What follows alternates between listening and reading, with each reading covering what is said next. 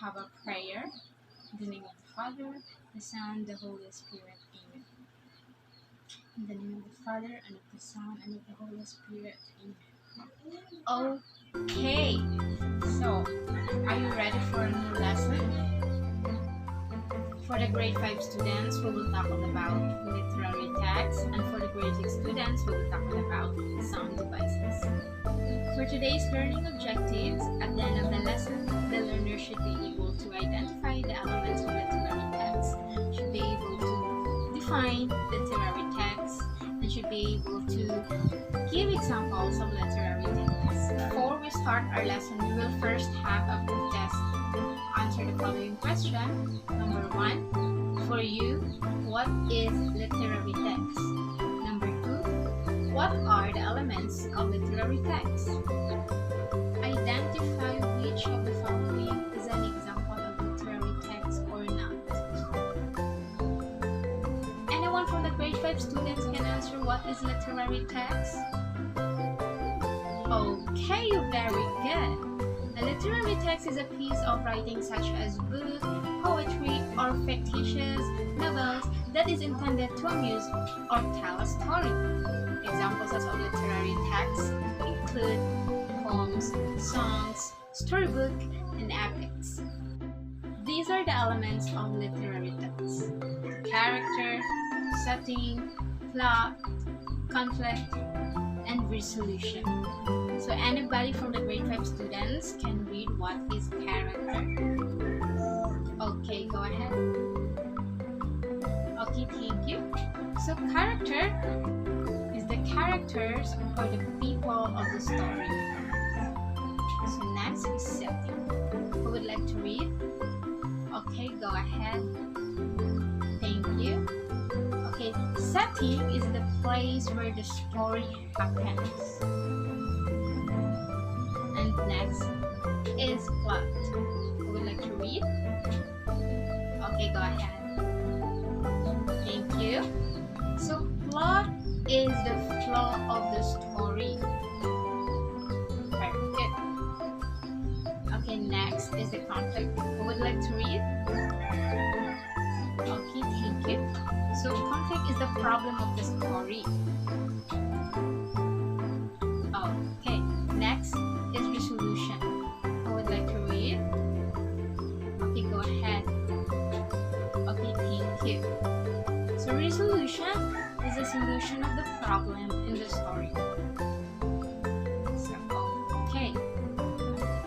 Now for the grade 6 learning objectives, at the end of the lesson, the learner should be able to identify sound devices, able to define sound device, able to identify different types of sound devices, and lastly, able to define irony and hyperbole. Okay, grade 6 students, before we start our lesson, we will have first an oral recitation worth 10 points. Okay, give me 3 examples of hyperbole. Okay, very good. Now that we have done the activity, we will now proceed to another activity. The following sentences will now be read out loud. B. Take note of the letters or words. Number 1. Kaboom. The explosion caused by the dynamite traveled deep into the ground. Number 2. Peter Piper chose a jar containing pickled peppers for his snack. Number 3. Alone, alone, all alone on a wide road sea. Number 4. Water what is flowing, gushing and going beyond the restriction of the edge. Now, which word in the first clause produces a sound that hints at its meaning? Anyone? Okay, go ahead. Okay, very good. Okay, second, exist accented sounds in the second, third, and fourth sentences? Okay, anyone? Okay, very good.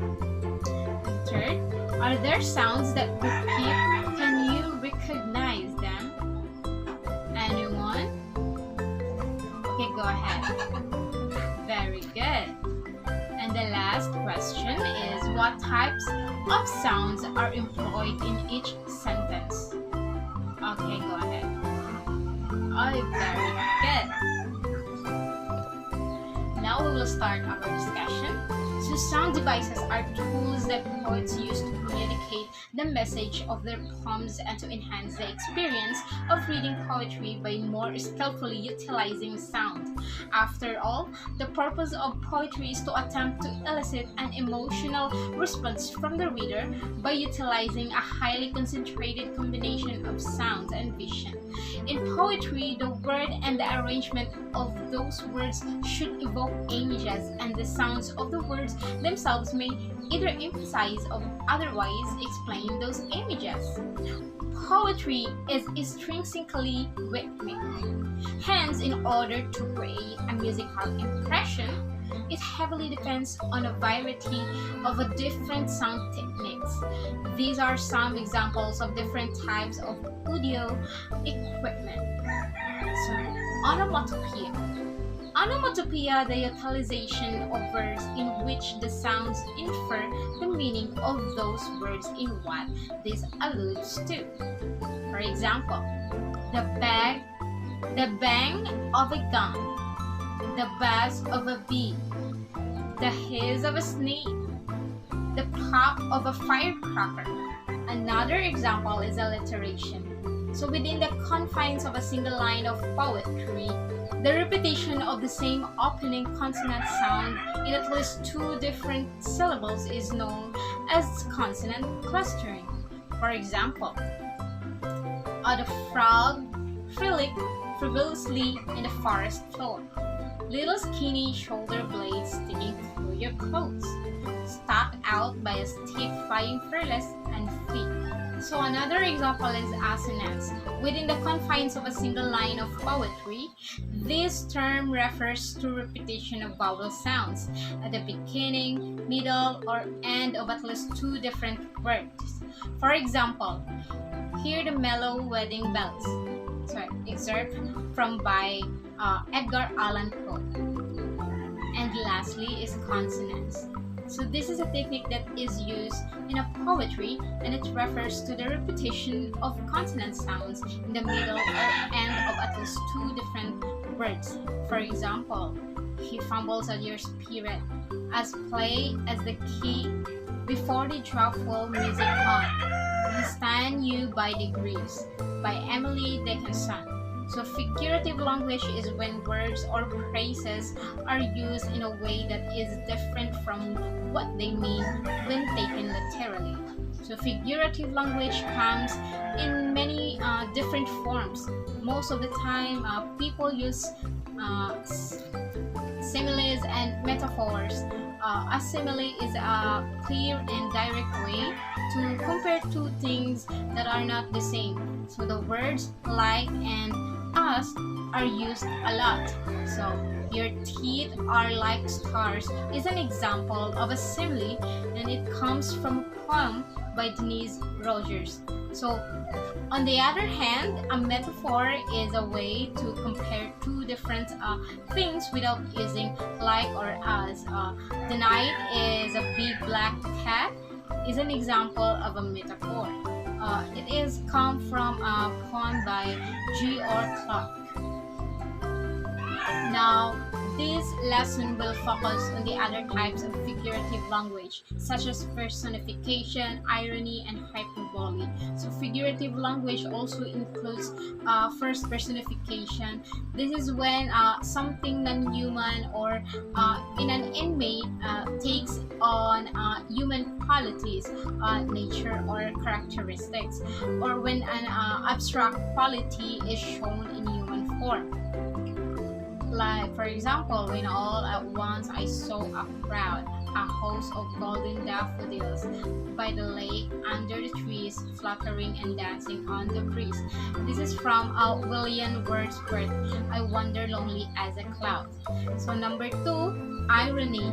This means saying what you mean by using words that usually mean the opposite, usually to make a joke or get your point across. Like, for example, there are roaches in the office of a company that gets rid of the pest. The only way your dress will look fancy is if you don't wear it. So the third is hyperbole. So this is a huge exaggeration meant to make a point. Statements or claims that aren't meant to be taken literally but are meant to be taken as a joke. For example, when I saw the mile-high ice cream cones we were having for dessert, my eyes got really big. So I need to wash a mountain of dirty clothes. Now that we are done with the discussion, let's have a secret for grade 5 and activity for grade 6 first, before proceeding to quiz. For the group activity, listen again to your teacher as he or she reads the following lines from selected poems or songs. Determine the figurative language present in the following lines in each number. On the blank before each number, write P if it is personification, I if it is irony, and H if it is hyperbole. So number 1, my eyes glow to look at the colorful butterfly. Graciously sips all the flowers' sweet nectars and flies into nothingness afterwards.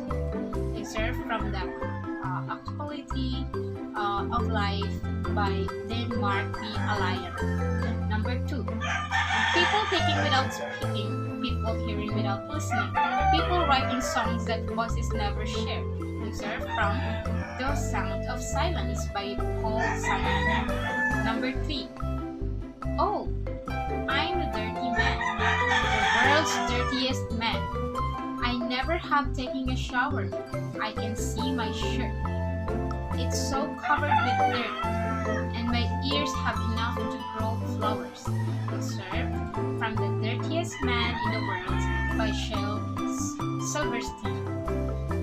Number 4, an old man turned 98. He won the lottery and died the next day. Excerpt from Ironic by Alanis Morissette. Number 5, when all at once I saw a crowd, a host of golden daffodils, beside the lake, beneath the trees, fluttering and dancing on the breeze. Excerpt from I Wandered Lonely as a Cloud by William Wordsworth. And for the grade 5, sick work, find a partner and look for example of literary text inside a classroom.